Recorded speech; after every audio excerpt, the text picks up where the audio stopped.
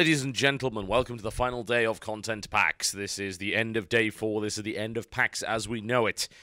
I don't exactly feel fine, and God, it's been a tiring 4 days. I've done Gamescom before, and that was pretty bad. This is not quite as bad, and Gamescom can actually be absurd, if you can believe that. It's just so... I mean, we're talking about 12-hour days, Gamescom minimum.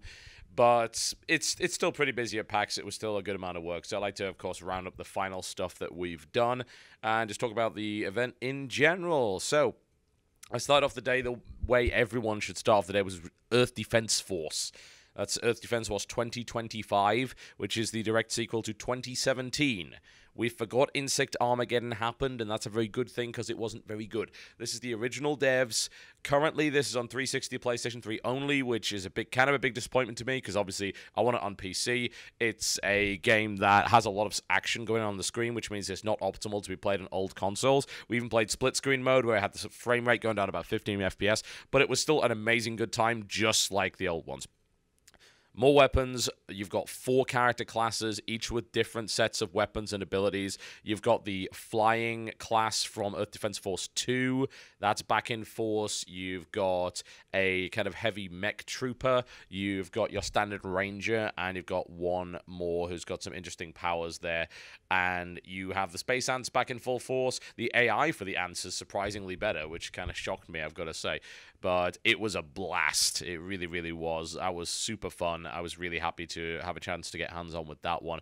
And I have loads of footage for you of the co-op mode in split screen. Just bear in mind that, unfortunately, that game is not currently scheduled to come out on PC. Let's see if we can change that. Let's see how much interest we can get in it. So I then headed on over to the Adult Swim booth, which consisted of 4 games that I hadn't played. That was Super Combo Man, Jazz Punk, Sound Dodger Deluxe, and Volgar the Viking. The Adult Swim guys are always cool. Of course, they published several PC games already, including Super Puzzle Fighter Deluxe, Face Puncher, and... oh, God. Sorry, the PAX box is on me right now. And one of the game whose name... oh, yes, Super House of Dead Ninjas, which is pretty good.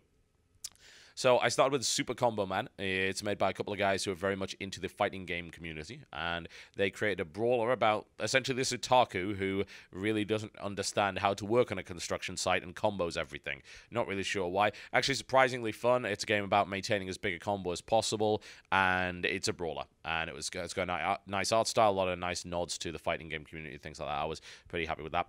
I then played Jazz Punk. It is very hard to explain what Jazz Punk actually is. The closest I can get to it would be 30 Flights of Lovin' or Gravity Bone. But it's a little bit more of a game which involves exploration and things like that, and a little bit less of what those games were, just basically kind of short visual novels.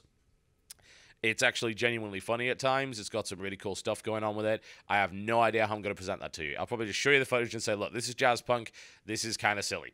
I then played Sound Dodger. There is a free Flash version of that available, but this one is a much, much bigger version with lots of more tracks. It's also got a big editor and things like that as well. It's a bullet hell cross for music, so essentially the game will fire bullets and different objects at you in time to whatever music track is playing, and you will have to dodge them. And if you do not succeed in dodging them, then it will fast forward past that bit of the song and keep you going.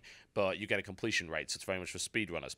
Now, it doesn't auto-adapt, so it's not like Audio Surf, but it is precisely timed on a track-by-track basis. And you can actually do it yourself because there's a very powerful editor involved in it, a graphical editor, which allows you to time beats with any track you have, which I think could be quite cool. And the tracks that they've got are from several really cool artists, including the guys that did music for Fez. You also have, what's his name?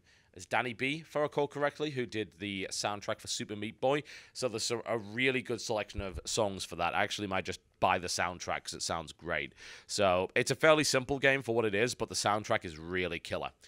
Volgar the Viking, and this is an absolute knob of a game. It really is. It's basically like Super Ghosts and Goblins, only it's with a Viking, and it's rock hard from the start. It's very, very fair, but it's also a complete dick. So if you're looking for a challenging game, Volgar the Viking is it. Nice 16-bit graphic style, nice armor system inspired by Ghosts and Goblins, but a little bit more advanced. Each piece of upgrade that you get is essentially an armor type, and that will come off you as you take damage. So that's pretty cool. It's got a lot of good stuff going for it. And that was pretty much it for the Adult Swim booth. I got 4 games there, and I've got video for all of them. Some of those videos are probably going to be pretty short. Like, I'll maybe do a couple of songs on Sound Dodger and then just say, right, you know, this is what the game is, because obviously it's not a very complicated game in the sense of its mechanics. Yeah, it's a very mechanically simple game, but it's a very challenging game. So yeah.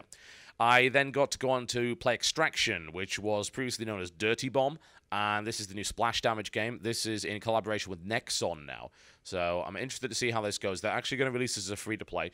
As with everybody, they very much said, yeah, it's not going to be pay to win. Oh, everybody says it's not going to be pay to win. Yeah, this is not a new thing. But this is Splash Damage, who I like very, very much.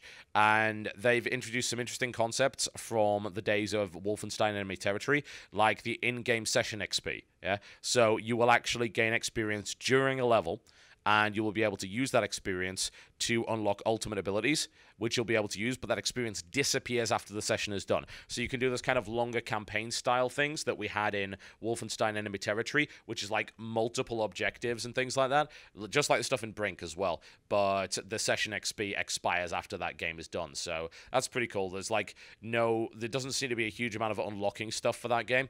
So I played it. I thought the gunplay was really solid, and the concepts are fairly similar to Brink. They've kind of slimmed the game down. They've taken away stuff like the parkour, which I'm kind of upset about because I really love the parkour in Brink, but I'll show you more of that. I got a good few matches of it, and I can talk you through all the different classes and things like that. Extraction, yeah, that was not too shabby. So we go on to Tiny Brains. Yes, indeed, Tiny Brains. This is something we tried to film on day one. We failed because there was an HDMI capture issue. We managed to nail it this time, I believe. And it is a co-op puzzler, as I mentioned on day one. There is manic madness going on with that one. And we did a bit of the PvP mode, which is actually a 2-on-2 football mode with all the abilities unlocked. And I played that with Chris, and Chris was terrible at it. It was great. I also filmed a bunch of WildStar, probably about 45 minutes of new footage for WildStar, including new race, higher level content. The content that we got to play was kind of unorganized, so what I'm probably going to do is do a comparison between 2 paths. I had the settler path and the soldier path, yeah? So these things completely change the way that the game works, and as far as I know, there's not too much footage out of the settler path yet, because that's fairly new, so I can actually show you what the settler path requires you to do, which is pretty cool.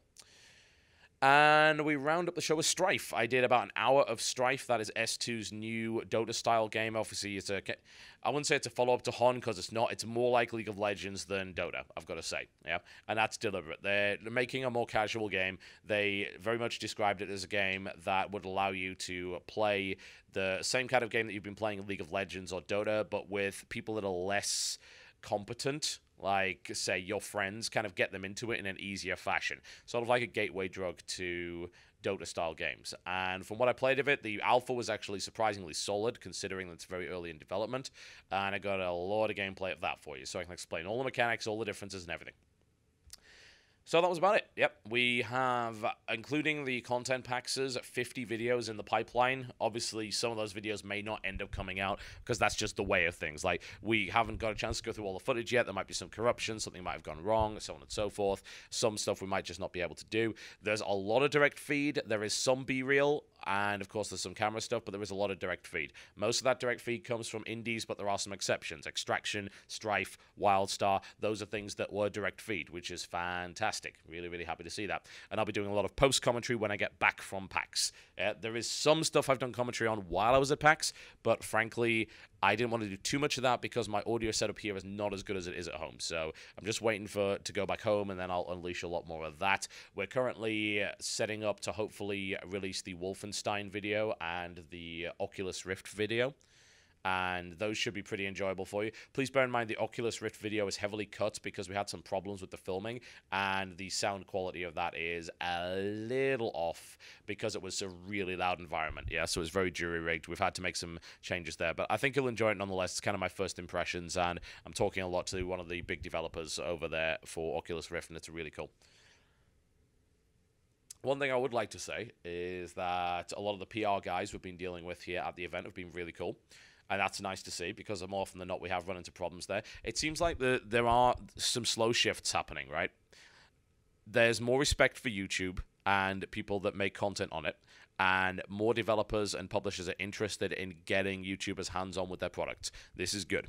Secondly, there are more kind of, I suppose, newer PR guys playing a little bit savvier with the way that the internet likes to work, and also understanding the idea that while BeReal is a thing, it unfortunately means that if you are going to just rely on BeReal, all videos are going to look the same, every one of them, because it's the same footage on every one. So that's really bad. So what they've said is, we will allow more direct feed. There are plenty of exceptions to that, yeah? There's quite a few videos I'm having to do where I'm having to use BeReal. That means there's going to be loops, there's going to be trailers in there, because what choice do I have? I don't have enough footage to give my impressions, but you guys want my impressions anyway. What I'm hoping for is over the next year, we'll see a lot more of these companies allowing direct feed, because it means that the videos look different. Yeah, it's good for everybody. That personalized footage, that custom content is better for everyone, absolutely everyone.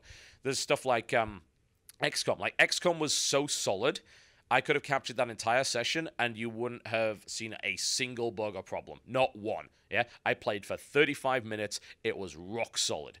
And it would have been much better if we'd had footage of that. But it just happens to be the way of things that we didn't have it, yeah? Because the publishers are still cagey about that kind of stuff.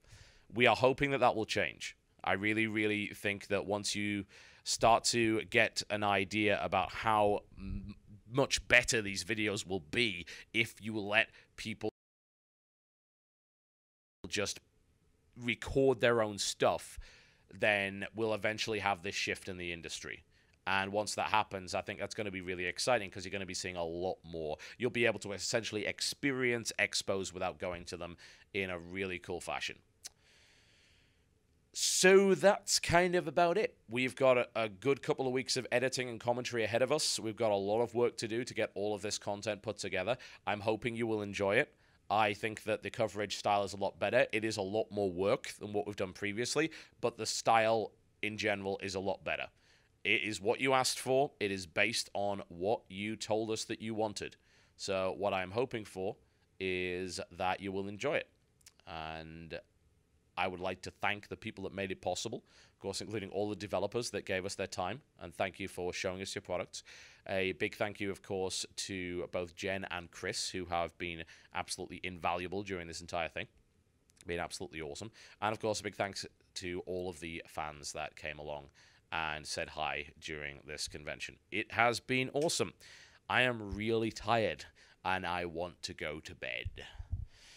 My name's been TotalBiscuit. Thank you very much for watching, and I will see you next time.